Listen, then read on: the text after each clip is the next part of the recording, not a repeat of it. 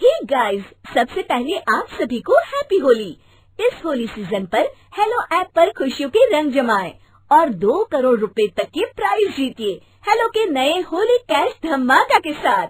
Hello app लाया है Holi cash धमाका, जिसपे आपको कुछ नहीं करना, बस एक गेम खेलना है और उसके जरिए आप मजेदार कैश प्राइजेस भी जीत सकते हैं। तो जल्दी से डाउनलोड करो हेलो ऐप और इस कॉन्टेस्ट के मैक्सिमम बेनिफिट्स लो 3 से 9 मार्च के बीच। कामचोर बहू। कांता बहन की 2 बहुएं थी, बड़ी कल्पना और छोटी प्रिया। कल्पना का जैसा नाम वैसा ही काम। सारा दिन कल्पनाओं में रहती, ना कोई काम करती ना कोई धाम। अरे कल्पना बहू, जरा अच्छी सी चटनी पीस दे, आज कुछ मजेदार खाने का मन है। पेट में जलन हो जाएगी माँ जी बुढ़ापे में, और वैसे भी मेरा काम करने का वक्त शाम का है, अब प्रिया को ही बोल दो। इतना कहकर कल्पना वहां से चली जाती है। कांता कल्पना के ऐसे रवैये से काफी परेशान रहती हैं। मैं बना देती हूँ माँ चटनी। ऐसा बोलकर प्रिया माँ को चटनी बनाकर प्लेट में खाने को देती है कि तभी वहाँ कल्पना आ जाती है। अरे वाह चटनी, जरा चक्कर तो देखूं, बड़े दिन हो गए। अरे नहीं बहू, तू तो रहने ही दे चटनी खाना, पेट में जलन हो जाएगी।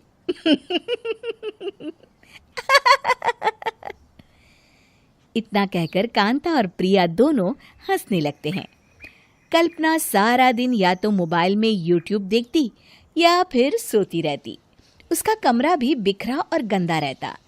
एक दिन कल्पना का पति अशोक उससे कहता है, अरे कल्पना, जानवर भी उस जगह को साफ कर लेता है जहां वो बैठता है, तुम तो इंसान हो, कैसे इतने गंदे कमरे में रह लेती हो? देखो सारा सामान यहाँ वहां बिखरा पड़ा है। ज्यादा अपनी माँ का बोल ना बोलो। हाँ, कमरा तुम्हारा भी तो है, गंदा लग रहा है तो साफ कर लो। पता नहीं तुम्हारे साथ मैं कैसे जिंदगी बिताऊंगा। इतना कहकर अशोक वहां से चला जाता है। कल्पना बस खाना खाने कमरे से बाहर आती और फिर से कमरे में चली जाती। इससे कांता बहन काफी परेशान रहती। एक दिन प्रिया कांता से कहती है, माँ, मैं सारा दिन काम करके थक जाती हूँ, आप कल्पना दीदी से कहिए ना कि सुबह और शाम का काम बांट ले, मैं तो अब सिर्फ एक वक्त का ही काम करूँगी। हाँ। अरे तू वो भी ना करना, एक बहू तो कामचोर थी ही, दूसरी भी आ गई काम ना करने के बहाने लेकर। तभी वहां प्रिया का पति रमेश आ जाता है। माँ, मैं देख रहा हूँ भाभी कोई काम नहीं करती, प्रिया सारा दिन घर और रसोई का काम करती है, अब कुछ करो ना माँ। कांता मन में कुछ सोचती है और कल्पना के पास जाती है। कल्पना फोन पर मेकअप करना देख रही होती है। कल्पना, तुम सारा दिन बस मोबाइल देखती हो, घर का कोई काम भी कर लिया करो। प्रिया सारा दिन काम करके थक जाती है, आज से मैंने फैसला किया है, एक वक्त का काम तुम करोगी, सुबह का खाना तुम बनाओगी और रात का प्रिया। आप लोगों ने काम को हवा बना रखा है। अरे पता नहीं थोड़ा सा ज्यादा काम करने में आप लोग घबरा क्यों जाते हैं। और हाँ, बहुत ज्यादा प्रिया की तारीफ मत करिए मेरे सामने, बड़ी बहू तो मैं ही रहूंगी। मैं कुछ नहीं जानती, कल सुबह मुझे वक्त से खाना चाहिए, रसोई में आ जाना, वरना कल से तुझे खाना नहीं मिलेगा। अगली सुबह कल्पना रसोई में नहीं आती है। वो देर से सोकर उठती है और बाहर आकर कहती है, अरे भूख लगी है, आज खाने में क्या है? इतनी देर हो गई, आज किसी ने मुझे उठाया भी नहीं, पता नहीं कहाँ है सब। कल्पना को घर में कोई नहीं दिखता। वो रसोई की तरफ जाती है जहाँ बड़ा सा ताला लगा होता है। अरे रसोई में ताला! ओ, मैं तो भूल ही गई थी। माँ ने आज से सुबह का खाना मुझे बनाने को कहा था। हे भगवान, इतने लोगों का खाना बनाना क्या आसान है? तभी घर के सारे सदस्य बाहर से वापस आते हैं। वाह माँ जी, मजा आ गया छोले भटूरे खाकर। मेरे मुंह में तो अभी भी स्वाद आ रहा है। अरे कल्पना, तेरे भरोसे रहते तो हम तो भूखे ही रह जाते। कल्पना को बहुत गुस्सा आ जाता है। अब बहुत हो गया, आज से मैं अपनी रसोई अलग कर रही हूँ। मैं अपना खाना खुद बना लिया करूंगी। कल्पना अपनी रसोई अलग कर लेती है, पर आए दिन उसका देर से उठना और काम न करने की आदत से वो भूखी ही रह जाती थी। उसी के सामने घर के लोग अच्छे अच्छे पकवान खाते और कामचोर कल्पना को जैसे तैसे ही खाना बनाकर खाना पड़ता। पर एक दिन तो हद ही हो गई। माँ, दीदी आज सुबह से कमरे से बाहर नहीं निकली, हमें जाकर देखना चाहिए। सो रही होगी कामचोर कहीं की, पर तुम कहती हो तो चलो देख लेते हैं उसे। कल्पना कमरे में पेट पकड़कर बैठी होती है। हाय मेरा दर्द, पेट दर्द के मारे मर रही हूँ मैं।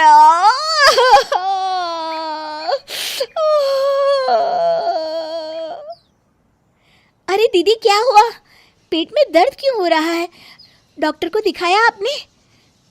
माँ, कल्पना खड़ी होती है और माँ जी के पास आती है। मुझे माफ कर दीजिए, अब से मैं सारे काम में मदद करूंगी, कभी आलस और काम चोरी नहीं करूंगी। हाँ हाँ, वो तो ठीक है, लेकिन अचानक क्या हो गया जो तू काम करने को तैयार हो गई? कामचोर कल्पना।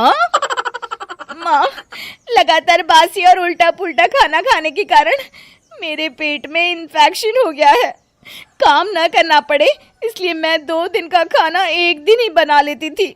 बासी और खराब खाना खाने के कारण लेने के देने पड़ गए। पेट में दर्द हो रहा है। चलो अच्छा हुआ, देर आए दुरुस्त आए।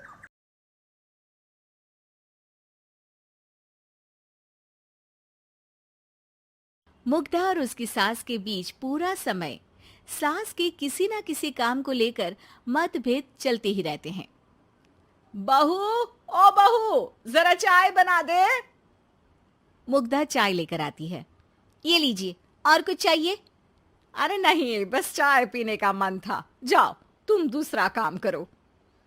चाय पीने के थोड़ी देर बाद सास दोबारा मुग्धा को आवाज लगाती है। अरे बहू रे, आओ बहू, जरा हलवा तो बना दे, मीठा खाने को मन हो रहा है। इसी तरह मुग्धा की सास पूरा समय कोई ना कोई काम बताकर उसे रसोई से बाहर तक निकलने नहीं देती। कभी चाय, कभी हलवा, कभी पानी तो कभी दूध, हर समय खाने को चाहिए और उसके लिए अपने हाथ पैर बिल्कुल नहीं हिलाने। परेशान किया हुआ है इन्होंने। सास की जबरदस्ती परेशान करने की आदतों से दुखी मुग्धा एक शाम सचिन के साथ अपने कमरे में बैठी हुई बात कर रही होती है। सुनो जी, मम्मी जी की ये जानबूझकर मुझे परेशान करने की फरमाइशों से मैं बहुत फ्रस्ट्रेट हो चुकी हूँ। पूरे दिन में 1 सेकंड का आराम नहीं मिलता। रसोई से बाहर कदम रखती नहीं कि बहू ये बना दे, बहू री वो बना दे। अरे इनकी फरमाइशें चलती ही रहती है। अरे मुग्धा, माँ खाने की शौकीन है, पर उम्र हो चली है, खुद खाना नहीं बना सकती, इसलिए तुमसे बोलती है।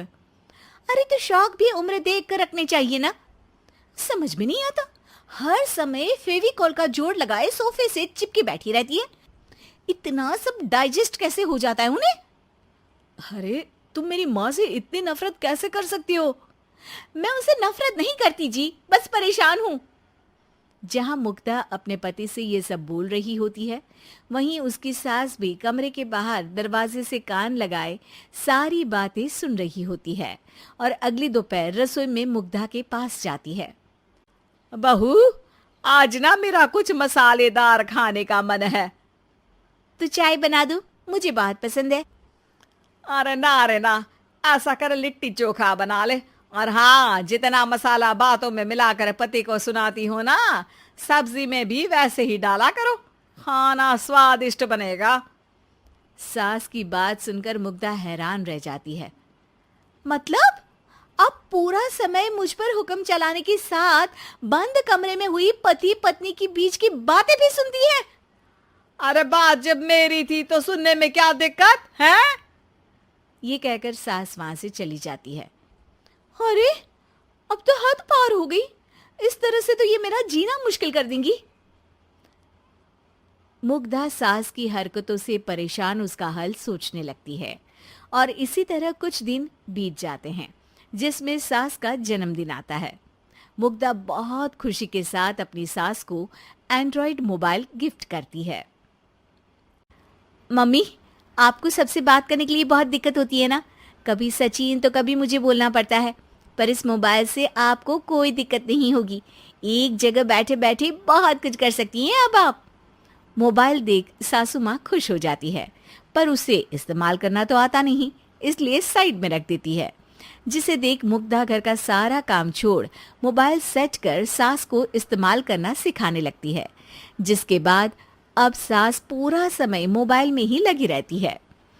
हाय, जब से मम्मी को मोबाइल मिला है मेरी लाइफ में कितनी शांति आई है। अच्छा है, इसी तरह बिजी रहे तो मैं भी सुकून की जिंदगी जी पाऊंगी। अब मुग्धा जब मन करे काम करना, जैसा चाहे वैसा खाना बनाकर खाना, पूरा समय रिलैक्स और खुश रहने लगती है। क्या बात है, आजकल तुम बहुत चहक रही हो। अरे मम्मी जी से छुटकारा जो मिला है, अब ना फरमाइशें ना छुप छुप कर बातें सुनना। अच्छा, तो मोबाइल गिफ्ट करने की ये स्कीम थी। इसी तरह दिन बीतते हैं और अब मोबाइल पर लगी सास फरमाइशों की जगह सवालों के लिए बहू को आवाजें लगाना शुरू कर देती है। अरे बहू सुन तो, देख जरा किसी का फोन क्यों नहीं मिल रहा। रिचार्ज खत्म हो गया है, पर अभी 4 दिन पहले ही तो मैंने किया था, इतनी जल्दी कैसे खत्म हो गया। अरे मैंने कल तेरी कनाडा वाली मौसी सास से 3 घंटे बात की थी ना।